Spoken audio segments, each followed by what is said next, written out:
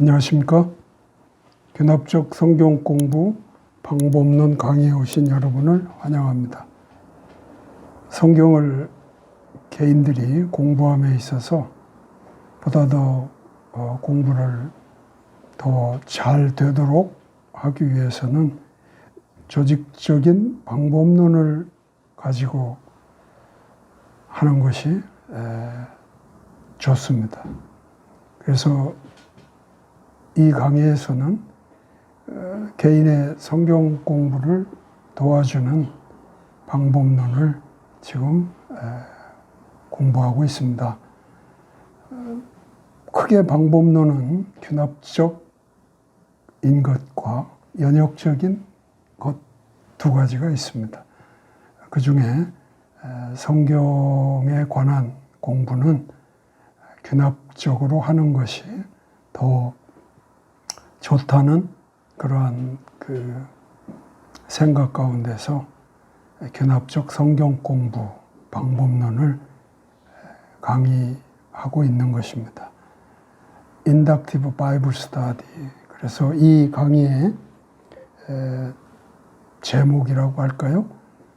이것은 IBS, 균합적 성경 공부 방법론을 제목으로 강의를 하고 있습니다.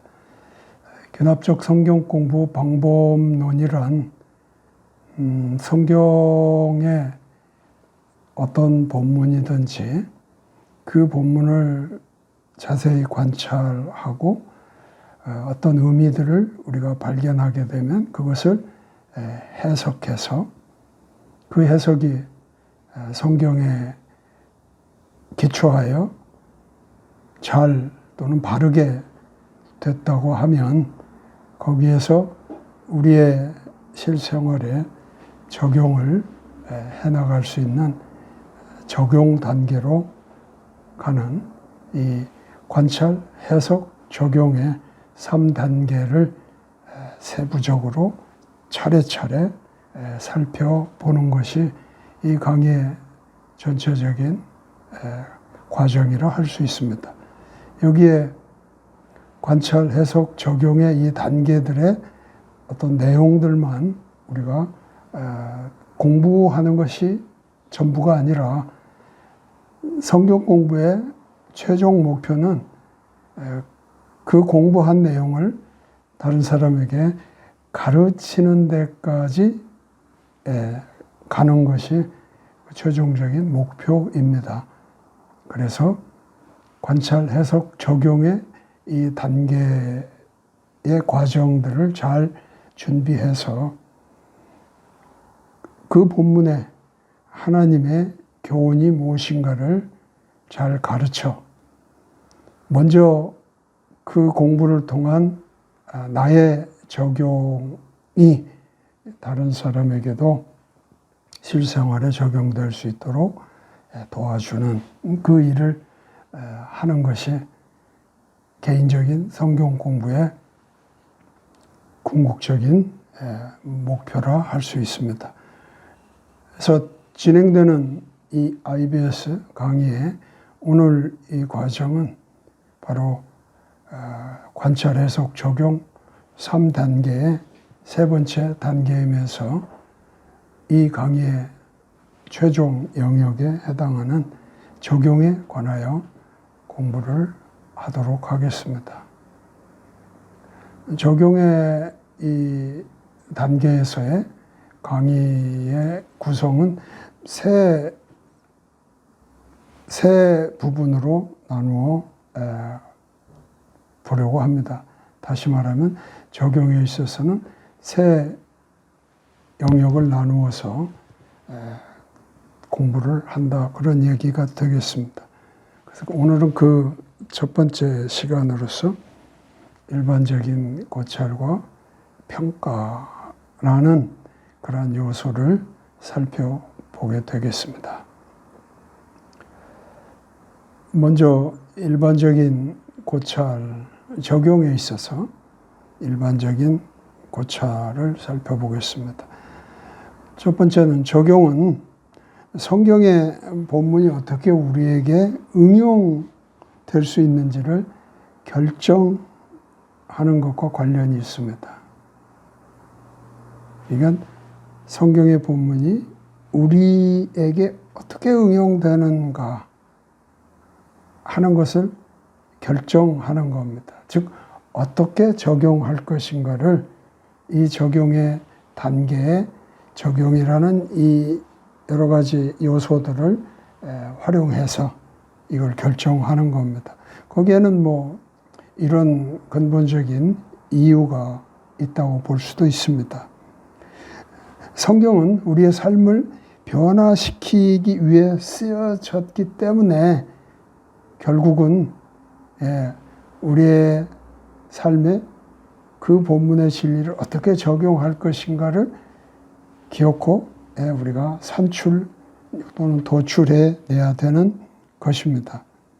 또한 성경 공부의 궁극적인 목표는 성경의 진리가 내 삶에 실제적으로 활용하여 나에게 그리고 우리에게 무엇인가를 행하도록 하는데 있기 때문입니다. 성경이 그냥 진리만 보여준다 혹은 진리만 말한다 이것으로 멈추지 않는다는 거죠. 결국 그 진리가 내 삶에서 활용되어 삶의 변화를 일으키는 것이 바로 성경 공부의 궁극적인 또한 목표가 되기 때문에 우리는 이 적용을 반드시 다루어야 된다. 그런 얘기가 될 것입니다. 또 두 번째는 여기서 우리가 생각할 두 개의 중요한 용어들이 있습니다. 즉, 이 적용의 입장에서 적용의 어떤 단계에서 우리가 생각해야 될 중요한 하나의 과제라고 할까요? 그런 게 있습니다. 그거를 위해서 우리는 이 두 단어를 잘 이해해야 됩니다. 하나는 의미고 다른 하나는 중요 또는 중요성이라고 하는 것입니다. 의미란 뭐냐?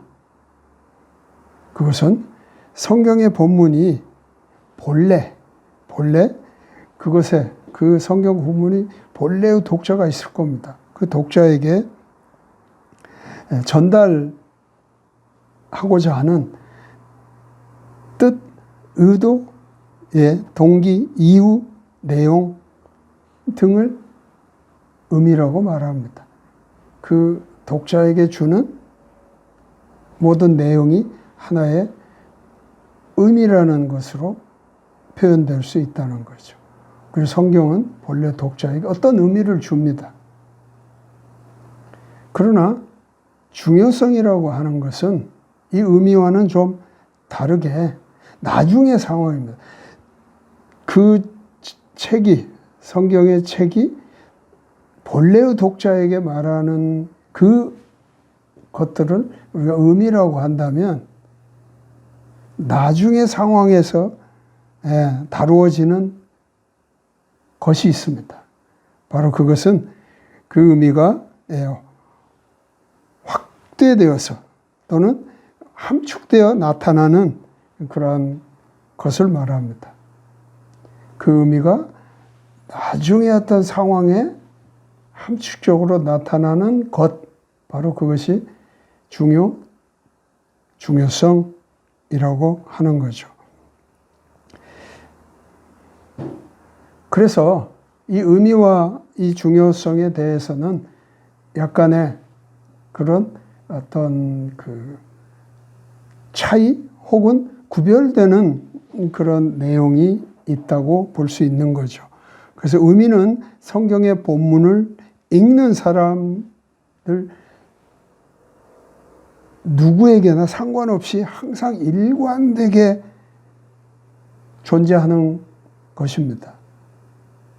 의미란 읽는 사람이 누구든지 상관없이 일관되게 존재하는 것이 의미라면 그 반면에 중요성은 독자에서 독자로 될 수 있는 것입니다. 즉 그것은 읽는 사람에 따라서 그것이 바뀔 수 있다는 겁니다. 즉 의미는 누구나 똑같이 성경에서 보여주는 것이라면 그 의미의 중요성을 갖는 것은 독자에 따라서, 읽는 사람에 따라서 다를 수 있다는 거죠. 나에게는 중요한데, 나에게는 중요성이 있는데 다른 사람에게는 그것이 없을 수도 있습니다. 이것이 어떤 시점에서는 또는 상황에서는 그것이 중요하고 중요성이 있지만 그렇지 않은 데는 중요하지 않게 여겨질 수도 있다는 거죠. 그런 다름이 있습니다. 그래서 의미와 중요성의 그 용어를 우리가 이해하는 것이 중요하다고 하는 것입니다. 또 적용의 일반적인 고찰에서 적용의 강조를 가르치는 성경의 여러 가지 구절들이 있습니다. 의미를 이렇게 구절들을 통해서 살펴보면 굉장히 많습니다. 즉 성경은 적용을 강조하는 책이라고 말해도 틀리지 않을 만큼 적용에 대한 그러한 의미를 주는 성경 구절들은 많습니다. 대략 한 7가지로 한번 구절들을 제시해 보도록 하겠습니다. 어떤 것은 좀 성경 구절 자체를 좀 읽어 볼 것이고요. 어떤 것은 그냥 그 구절, 그 수만 구절의 어떤 장절만 좀 보고 갈 수도 있습니다. 먼저 신명기 31장 1절로 14절까지 말씀에 11절에 14절에 죄송합니다. 신명기 30장 11절에 14절의 말씀에 보면 매우 강조하는 그러한 그 표현이 있습니다. 바로 그 제시하는 그 명령들을 행할 수 있다고 격려를 하며 행함을 강조하고 있습니다. 또한 마태복음 7장 13절에 27절에서는 매우 우리가 중요한 그 구절로 여기고 있는데, 왜냐하면 그 21절 같은 곳에서 보면 주여 주여 하는 자마다 다 하나님 나라에 들어갈 것이 아니요, 하나님의 말씀을 듣고 행하는 자라야 들어갈 수 있다고 말씀하고 있습니다. 그러니까 하나님 앞에 갔는데, 하나님 앞에 섰는데 하나님은 나는 너를 도무지 모르겠다 라고 말씀하시거든요. 왜냐? 말씀을 행하지 않았다는 거죠. 말씀을 행하지 않았다는 것은 듣지 않았다는 얘기가 되고, 들었는데 행하지 않았다는 건 듣지 않았다는 그런 의미도 되는 겁니다. 어쨌든 듣고 행하는 자에 대한 복을 이야기하고 있습니다. 야고보서 또한 1장 22절, 23절 말씀에 보면 듣고 지켜 행하는 자를 강조하고 있습니다. 말씀 한번 볼까요? 야고보서 1장 22절에 23절의 말씀입니다. 읽어보겠습니다. 너희는 도를 행하는 자가 되고 듣기만 하여 자신을 속이는 자가 되지 말라. 누구든지 도를 듣고 행하지 아니하면 그는 거울로 자기의 생긴 얼굴을 보는 사람과 같으니. 어때요? 듣고 지켜 행하는 자가 되어야 한다는 겁니다. 만약 들었는데 지켜 행하지 않는다면 속이는 자가 된다. 그래서 듣고 지켜 행하는 자를 강조하고 있습니다. 또 신명기 31장 9절로부터 13절까지에도 신명기 30장과 마찬가지로 지켜 행하게 하라는 것을 가르치고 있습니다. 또한 신명기 6장 7절에서 9절이나 또 그 뒤인 25절 같은 곳에 보면 모든 명령을 지켜 행하라 가르치고 있습니다. 예, 우리한테는 좀 부담스러운 것이죠. 모든 명령을 지켜 행하라. 명령이 많은데 모든 명령을 지켜 행하라. 율법의 차원에서 보면 사실 그렇습니다. 율법을 지켜, 이게 다시 말해, 율법을 다 지키면, 율법을 다 지키는 것을 통해서 내가 생명에 이르게 됩니다. 그런데 문제는 그 율법을 다 지킬 수 없다는데 있지 않습니까? 왜냐하면 율법을 하나라도 지키지 않게 되면 율법을 지키지 않은 것이 되어서 율법을 지켜서 생명을 얻으려고 하는 일이 허사가 된다는 거죠. 그래서 모든 명령을 지켜 행하라는 말은 성경에 일관된 교훈입니다.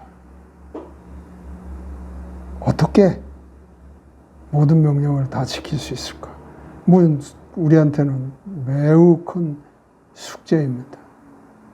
그러나 여기서는 그거를 가르치는 그런 대목이 아니어서 그렇지만 성경은 또한 모든 명령이라는 것을 아주 예수님께서 가르치신 바에 의하면 축약적으로 이 얘기를 하고 있습니다.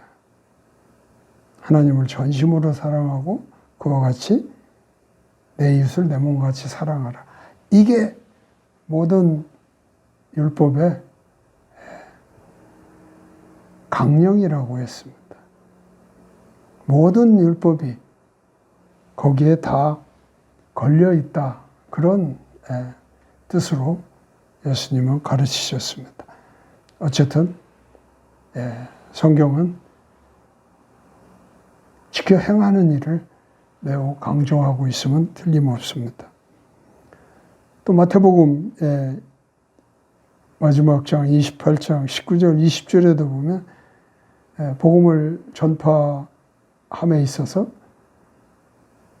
그냥 전파하고 끝나는 것이 아니라 그것을 가르쳐 지켜 행하도록 그렇게 말씀하고 있습니다. 이 말씀 한번 같이 읽어보도록 하겠습니다. 마태복음 28장 19절 20절 말씀입니다. 그러므로 너희는 가서 모든 족속으로 제자를 삼아 아버지와 아들과 성령의 이름으로 세례를 주고 내가 너희에게 분부한 모든 것을 가르쳐 지키게 하라. 볼지어다 내가 세상 끝날까지 너희와 항상 함께 있으리라 하시니라. 너희는 가서 모든 족속으로 제자를 삼고 아버지와 아들과 성령의 이름으로 세례를 주고 침례를 주고 그들을 그 말씀을 지켜 행하도록 하라는 겁니다. 또 고린도전서 10장 6절에도 보면 본보기가 되어야 한다고 하는 이야기를 합니다. 여기서 본보기라고 하는 것은 가르쳐서 지키게 하기 위해서는 지켜 행하게 하기 위해서는 가르치는 사람이 본이 되어야 합니다. 바로 가르치는 사람이 그의 지켜 행하는 일을 마땅히 해야 한다고 가르치고 있습니다. 고린도전서 10장 6절도 같이 읽어보겠습니다. 그런 일은 우리의 거울이 되어 우리로 하여금 저희가 악을 즐겨한 것 같이 즐겨하는 자가 되지 않게 하려 함이니. 적용의 일반적인 고찰을 지금 살펴보고 있습니다. 잘못된 적용으로 이끌 수 있는 이유가 몇 가지 있습니다. 기본적으로 세 가지를 여기서는 좀 제시하고자 합니다. 잘못된 적용으로 이끌 수 있는 그런 이유가 있는데 그중 하나는 문화적 문맥 등을 전적으로 무시하는 것입니다. 이게 성경에는 그 배경 또는 문맥 이런 것들이 매우 많이 포함되어 있습니다. 그 말이, 그 진술이, 그 명령이 나올 때 거기에는 이미 어떤 배경들 이런 것들이 있습니다. 그 중에 특별히 문화적 배경 또는 문맥을 전적으로 무시하고 적용을 한다면 그 적용은 잘못될 수 있는 이유가 됩니다. 또 문화적이고 역사적인 문맥을 부분적으로 무시하는 어느 정도는 또는 뭐 일부는 그거를 활용한다 또는 그거를 신경을 쓰는데 또한 부분적인 거는 무시하는 이런 경우에 또한 잘못된 적용으로 나아갈 수 있습니다. 그리고 세 번째 그 이유는 그 진리를 맞지 않는 상황에 적용함으로써 잘못된 적용을 이끌 수 있는 이유가 되는 것입니다. 한번 실례를 보도록 하겠습니다. 마태복음 22장 34절에서 40절 말씀을 그 하나의 예로 본문을 좀 가지고 여기에서 어떤 것들을 우리가 잘못 적용할 수 있는지 또 실제로 우리의 이 본문을 가르침에 있어서 그런 주장을 하면서 그것이 결국 성경에서 말하는 그 진리와는 다른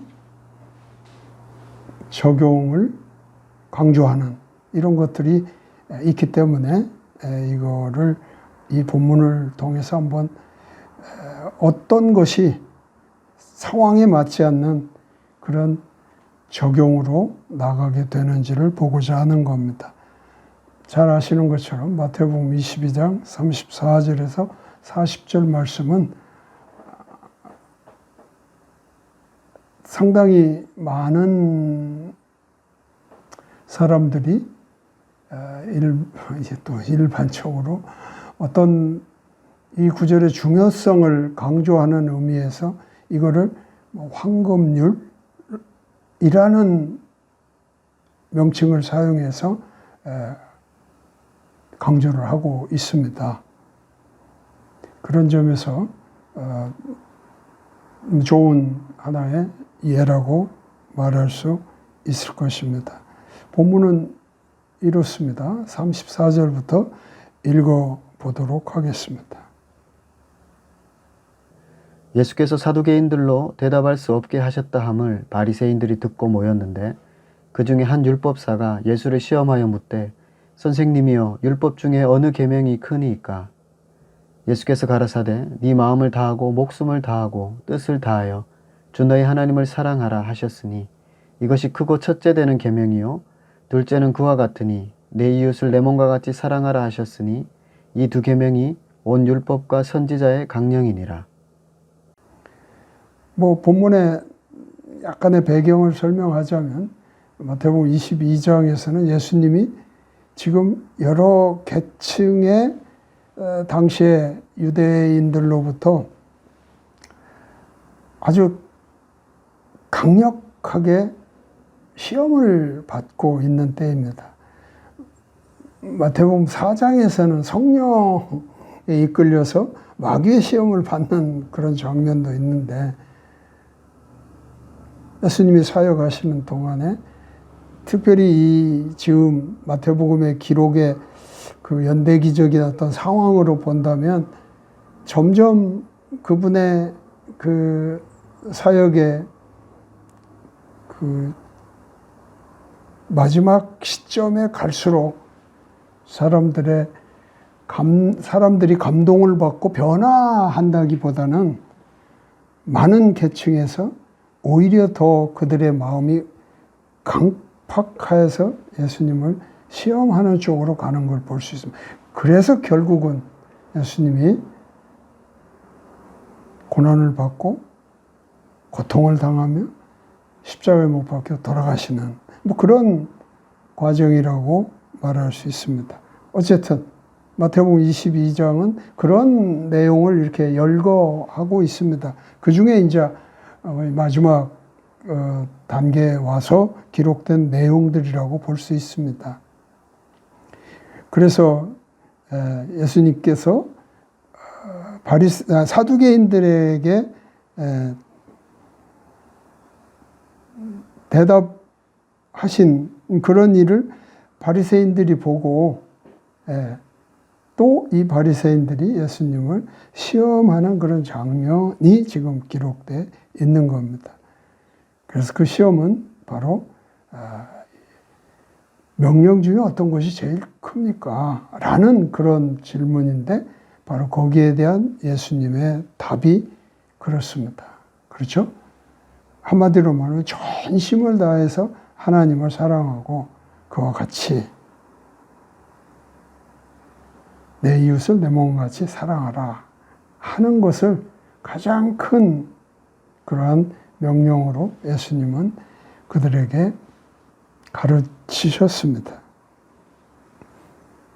그리고 모든 율법과 선지자들에게 하나님이 말씀을 주신 선지자들의 그 가르침이 이 명령에 이 두 명령, 첫째와 둘째라고 표현해서 가르친 이 명령에 다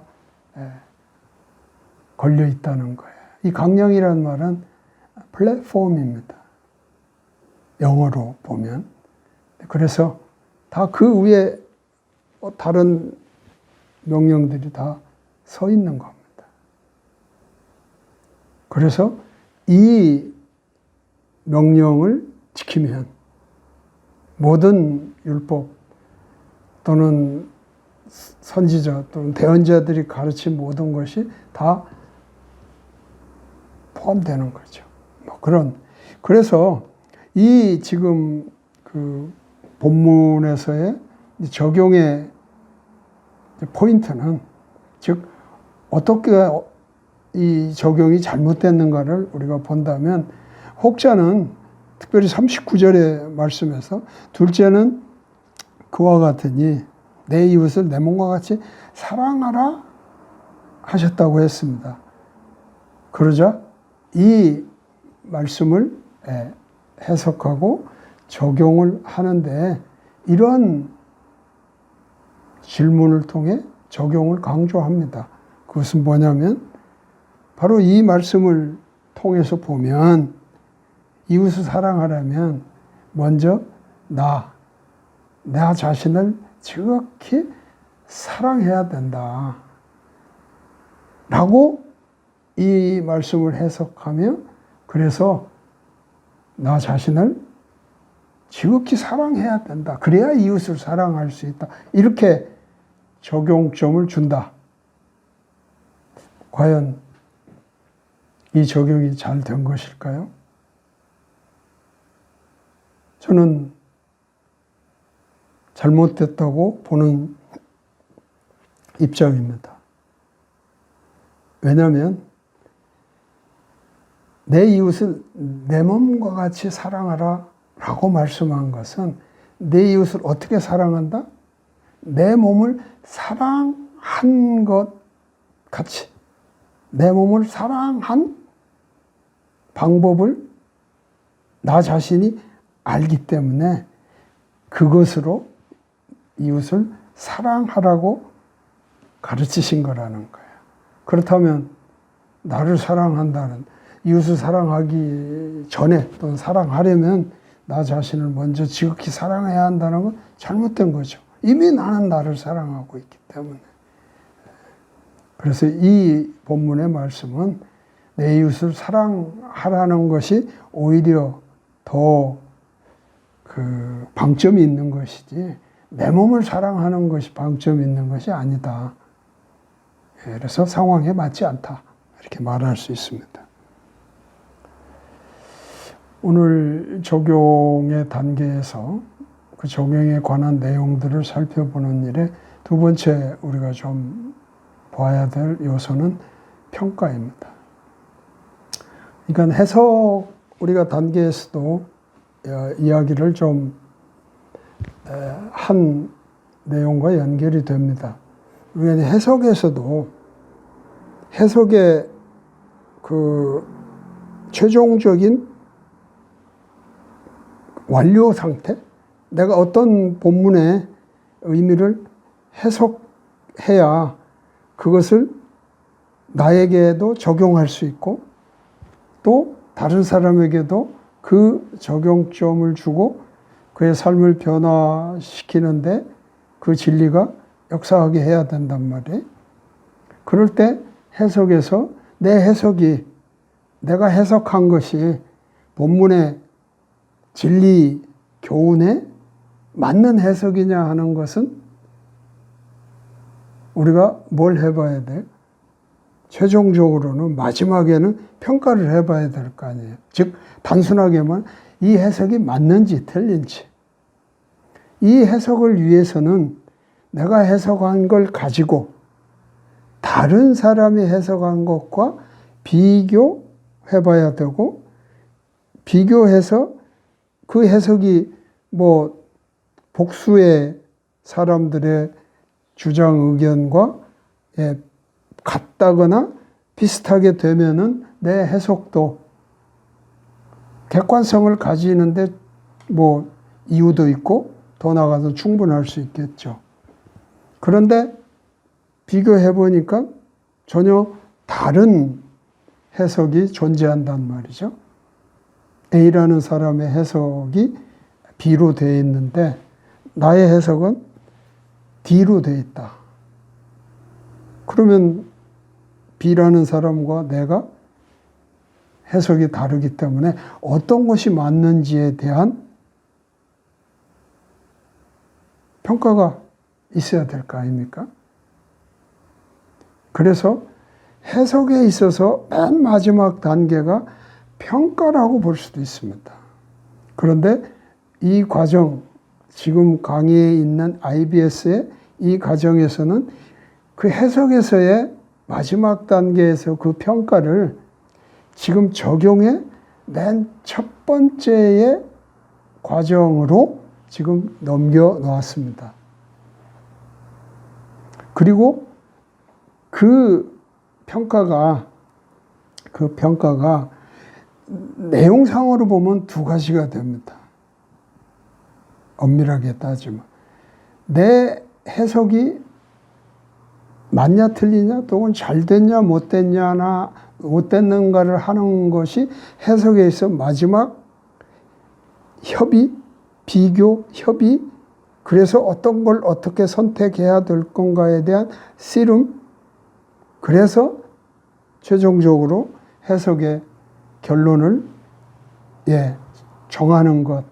여기가 평가의 이 앞단계라면 지금 이 적용에 있어서 평가라고 하는 것은 이 해석을 이제 적용해야 되잖아요. 그 본문에 해석이 이루어졌어.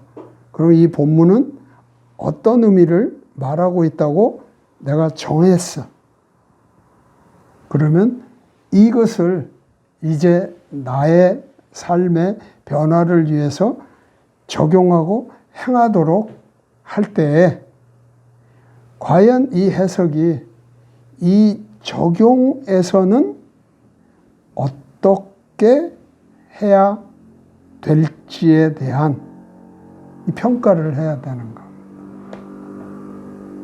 이게 이제 그 평가라고 하는 그 하나의 이 교납식 성경 공부 과정에 있어서 그 위치하고 있는 그런 부분입니다. 다시 말하면 해석에서 적용으로 나가는 하나의 브릿지의 역할이기도 한 것이거든요. 그래서 이 평가가 이루어질 때 우리는 그 해석을 이제 적용하는데 적어도 성경적인 그러한 근거를 가지게 되는 거죠. 그래서 여기서 우리는 이제 평가를 다루는 일은 해석에서 협의하고 결론을 그 해석의 결론을 요약하는 것은 이미 우리가 해석 단계 마지막에서 우리가 다뤘으니까 이 적용에서 평가를 다루는 일은 바로 그 적용을 함에 있어서 이 해석이 그 적용에서 어떤 부분을 우리가 평가해서 적용해 나갈 건지. 아까 앞에서 신뢰를 보았지만 어떤 상황에 맞지 않게 우리가 적용을 한다는 것, 이것은 잘못된 적용으로 가는 길이거든요. 그래서 적용이 알맞게 적합하게 되려면 이 해석이 그 적용에 맞게 되도록 평가가 되어야 한다는 거죠. 그래서 그 적용의 어떤 상황을 우리가 잘 평가하는 그것 또한 매우 중요한 과정의 요소라 생각할 수 있습니다. 그래서 평가에 대한 이야기를 좀 해보도록 하겠습니다. 적용에 있어서 첫 단계는 바로 평가하는 것입니다. 이것은 하나의 말씀 또는 가르침이 상황과 관계가 있는지 또는 유용한지를 따져보는 것을 말합니다. 해석을 했다 해서 그냥 그 해석을 쉽게 말하면 아무렇게나 적용하도록 던져줄 수는 없잖아요. 이제 뒤에 가면 이 적용에 그 적합하게 하기 위한 여러 가지 요소들을 또 우리가 그러니까 포인트들을 우리가 살펴보게 될 텐데요. 한 예로 이게 어느 특정한 지점에서 그 해석이 적용되어야만 하는 본문에 가르침이 있다면 그 특정한 부분에서만 이 해석은 적용이 될 수밖에 없는 겁니다. 왜? 본문이 그렇게 요구하고 있기 때문에. 그래서 그런 것들을 우리가 적용점에서 살펴보는 것을 어떻게 보면 여기서는 평가라는 그런 큰 과정의 한 요소로 지금 가르치고 있습니다. 또 저자가 말했던 것을 평가하고 저자가 성취하려고 정해놓은 본래적인 객관성에 당신의 해석을 비교해 보는 것, 바로 이런 게 평가라고 말할 수 있습니다. 그리고 이것은 매우 중요하다는 거죠. 저자가 본문을 통해서 하고 싶은 그런 본래의 객관성의 해석이 맞춰주는 것이 중요한 거죠. 그게 바로 평가라는 그런 작업이 되는 겁니다. 그리고 다음 문제, 즉 적용에 있어서 두 번째 고려해야 할 것들은 이런 질문으로 표현할 수 있습니다. 그 질문은 뭐냐? 지금 살피고 있는 성경시대의 이 본문은 오늘날 우리의 삶에 어떻게 적용될 것인가 하는 그런 질문이 우리가 해야 될 두 번째 질문입니다.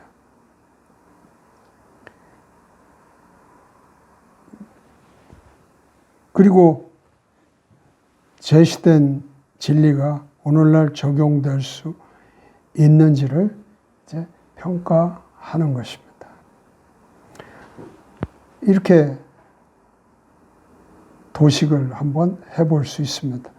성경을 가르치는 교사가 성경 시대의 그 본문을 보는 것이 관찰인 것입니다.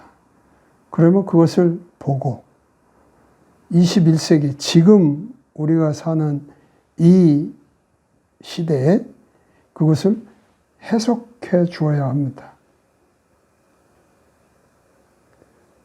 그러면 성경 교사는 최종적으로 그 21세기에 있는 우리에게 그걸 어떻게 적용할까를 생각하는 것, 그것을 우리가 평가라는 것을 통해서 결국 적용이 어떻게 되어야 한다는 것을 도출하는 것, 이게 이제 성경 공부에 있어서 3단계를 거쳐서 만들어내는 과정입니다. 네, 이것을 가르치게 된다면 바로 성경 공부의 최종 목표인 전달하는 것까지 성취를 하는 거죠. 평가에 있어서 또 생각할 것은 신약 성경에 언급된 진리 또는 뭐 사안이라고도 합시다. 진리들을 지금 우리에게 적용할지를 평가하는데 우리를 도와줄 3중 테스트가 있습니다.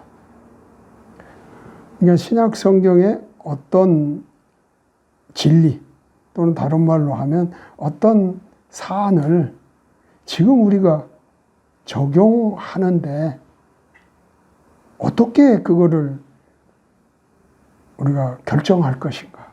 어떤 성경적인 근거로 신약 성경에 나온 그 교훈을 지금 우리가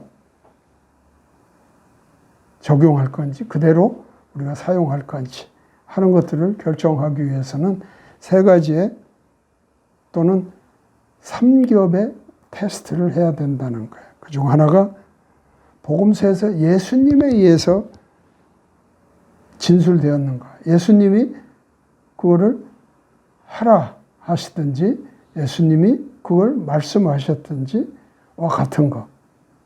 이게 하나의 테스트고요. 같은 선상에서 두 번째 우리가 또 겹쳐서 테스트를 해야 되는 것은 초대교회에 의해 실행되었다고 볼 수 있는 사도행전에 어떤 기록이 있는지 또는 사도행전에 증거되고 있는 것이 있는지. 3번째는 바울이나 베드로나 요한이나 등의 사도들에 의한 서신서에서 그런 것들에 대한 진술이 있는지 또는 그런 서신서에 어떤 표현들이 있는지. 이게 3겹입니다.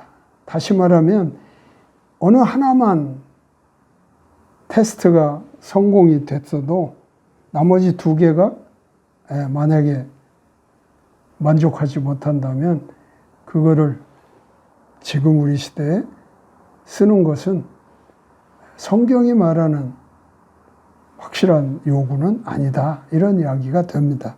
한번 실제적으로 예를 한번 들어보도록 하겠습니다. 세족식, 성찬식 들어보셨죠? 그리고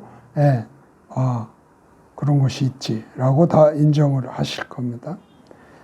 세족식이라고 물론 성경이 그거를 이렇게 표현하고 있지는 않습니다만은 대개 이렇게 표현을 들어도 그게 무엇이다 이해할 수 있는 거기 때문에 이 명칭을 씁니다.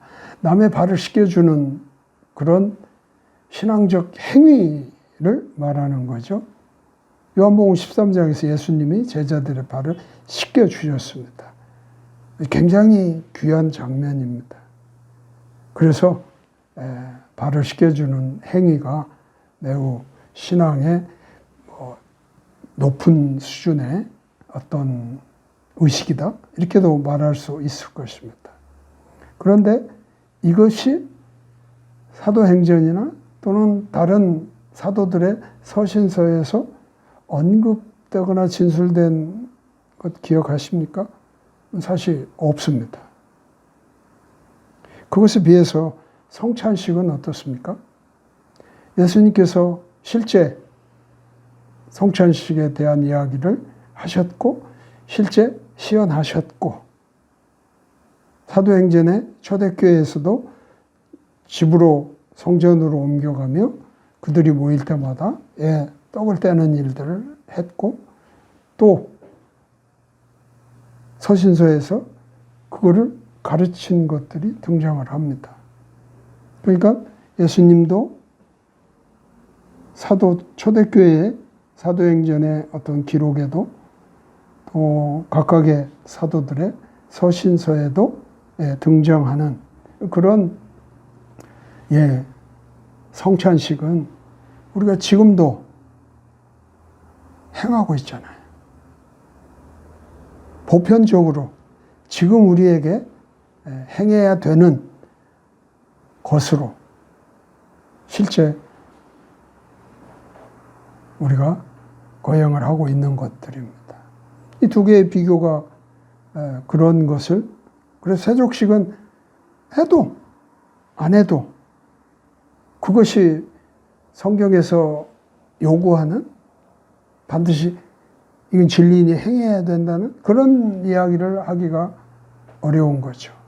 이유는 잘 모르겠습니다. 왜 예수님은 그렇게 행하셨는데 초대교회나 그 뒤에 사도들에 의해서 이게 언급되거나 실행되지 않았는지 그건 잘 모르지만 어쨌든 우리가 이것은 교회가 또는 지금 우리의 신앙생활에서 굳이 행하지 않는다고 해서 그것이 성경의 어떤 진리를 우리가 지키지 않았다?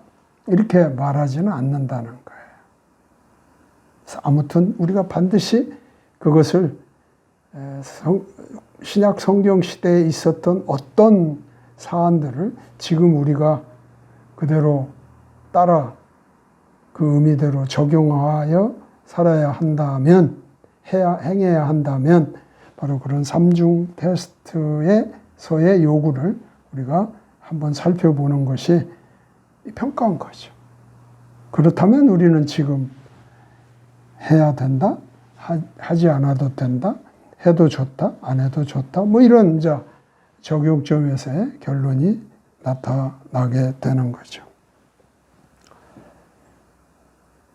또 평가에 있어서 또 살펴볼 일은 당시 구약 성경의 진리들을 현재의 상황에 적용하려고 할 때 고려해야 할 기본적인 기준은 이런 것입니다. 신약 성경에서 그 진리가 구약 성경에서 우리가 발견한 어떤 진리를 말하는 겁니다. 신약 성경에서 그 진리가 인용이 됐거나 아니면 사용이 됐다고 확인을 해보는 것입니다. 구약 성경에서 진리를 지금 이 시점에서 만약에 진리로 그거를 적용하기 위해서는 먼저 기본적으로 살펴야 좋거나 신약 성경에 그 진리가 인용됐거나 사용된 것이 있는지 그렇다면 이제 우리가 그것을 지금의 이 시대에 사용할 건지 말 건지 적용할 건지 말 건지 이런 하나의 평가 기준이 생긴다는 거죠. 또 평가에 있어서 고려되어야 할 또 다른 요점은 바로 성경의 본문이 그 당시에 지역적 상황과 관습에 대하여 말하고 있는지를 살피는 것입니다. 그렇다면 만약에 그런 것이 그 구약 성경에 또는 뭐 성경 본문에 있어서 만약 그런 것들이 파악이 된다면 또 그런 근거 안에 어떤 해석이 이루어졌다면 바로 그 지역적인 상황과 관습이라고 하는 것과 지금 우리에게 있는 그런 상황과 관습과 같은지 틀린지 하는 것을 평가를 해야 됩니다. 그래야 그것을 가져와서 나에게, 우리에게 적용해도 되고 하면 안 되고 이런 하나의 기준을 갖게 되는 것이거든요. 이거는 의외로 중요합니다. 뭐 많은 것을 예를 들 수도 있지만 한 예로 들으면 고린도 후서에서 이야기하는 머리에 모자를 쓰고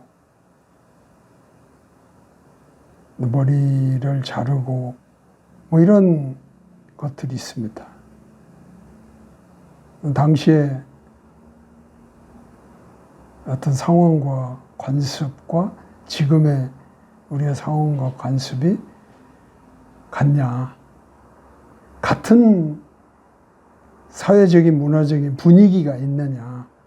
왜냐하면 그런 것들은 그런 데서 이 도출된 어떤 지금 가르침의 의미가 있거든요. 이게 그런 것과 전혀 상관없는 진리라고 말하기 어려운 것들이 있습니다. 어떤 것은 그때의 상황과 때에만 그 말씀이 존재하는, 적용되는 이런 것들이 많이 있기 때문에 그렇습니다. 또 우리가 이 평가를 다룰 때에 있어서 꼭 마음에 두어야 하는 4가지 지침이 있습니다. 하나는 이 영역에서는 즉흥적인 판단을 피해야 합니다. 즉흥적인 판단이라는 것은 물론 이게 이제 어떤 그 조명은 성령의 인도하심 가운데서 이루어지는 순간적인 감동이 있습니다. 그것과 여기서 말하는 즉흥적인 어떤 판단이라고 말하는 건 어떤 그때의 상황에서 내가 감각적으로 일으키는 그런 판단을 말한다고 볼 수 있습니다. 그래서 여기서는 그런 성령의 어떤 인도하심 가운데서 갖는 그런 것이라기보다는 나의 감각적인 어떤 순간의 판단 이런 것에 대해서 우려를 가지고 있는 겁니다. 그런 건 피해야 되고요. 또 두 번째는 저자가 목적에 따라 사용한 것들의 용어들을 평가해야 됩니다. 저자가 어떤 용어를 사용했을 때 단어가 아닙니다. 용어로 말하는 것은 그 문장 문맥 안에서의 그 단어가 가진 단 하나의 의미, 이게 이제 용어라는 것인데, 그래서 그 저자가 목적한 어떤 그 용어의 사용에 있어서 우리는 평가를 잘 해야 다시 한번 그 해석이 바르게 됐는지, 그렇다면 우리가 어떻게 적용하는지 이런 것이 잘 될 수가 있습니다. 세 번째는 성경 본문의 효과적인 역사적 문맥을 세워두는 게 좋습니다. 그리고 성경 본문에서 자격이 주어진 사람이 있는지를 결정해야 됩니다. 왜 그러냐면 만약에 그 본문에 해당된 어떤 그 청중이 있다면, 청자가 있다면, 듣는 사람이 있다면 그 사람과 지금 우리가 당연히 평가되어야 되겠죠. 같은지 다른지. 그런 점에 있어서 중요하게 우리가 봐야 되는 지침이라 생각을 합니다.